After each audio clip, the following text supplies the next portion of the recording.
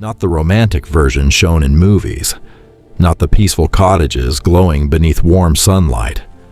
Millions of women lived this life every single day, silently carrying entire families upon their shoulders, while history barely remembered their names. But the real life hidden behind medieval history. Before the sun had even risen above the cold medieval village, Margaret was already awake. The small wooden cottage was dark and freezing. Ashes still rested inside the fireplace from the night before, and the winter air crept through the cracks in the walls.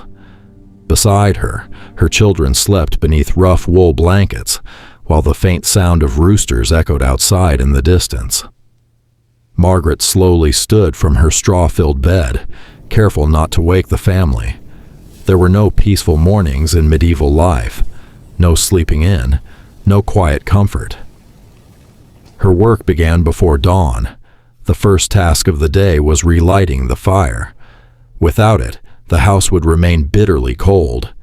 Kneeling beside the hearth, she blew gently onto the weak embers until tiny orange flames slowly returned to life.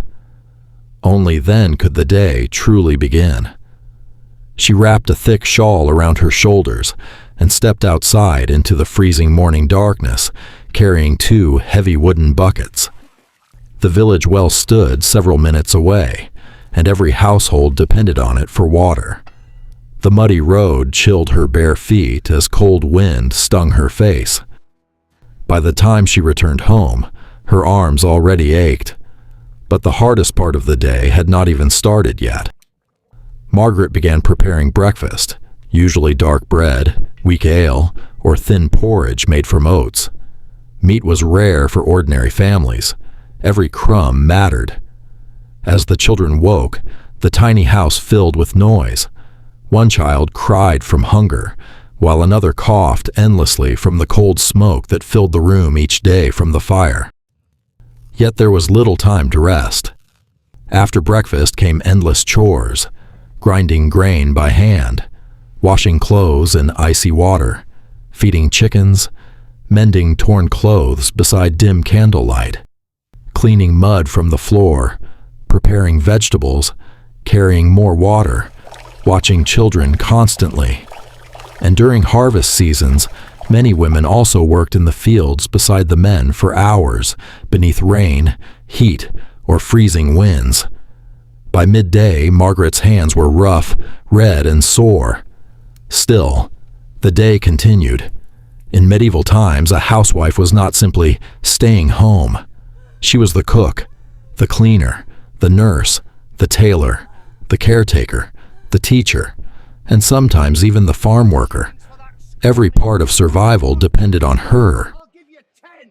As evening slowly covered the village in darkness, Margaret prepared supper over the fire while smoke filled the little cottage once again.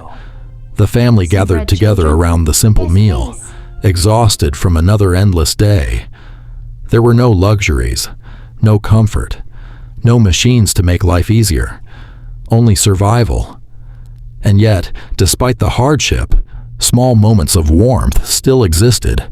The sound of children laughing quietly, the comfort of firelight dancing against wooden walls, the feeling of family sitting close together while cold winds howled outside.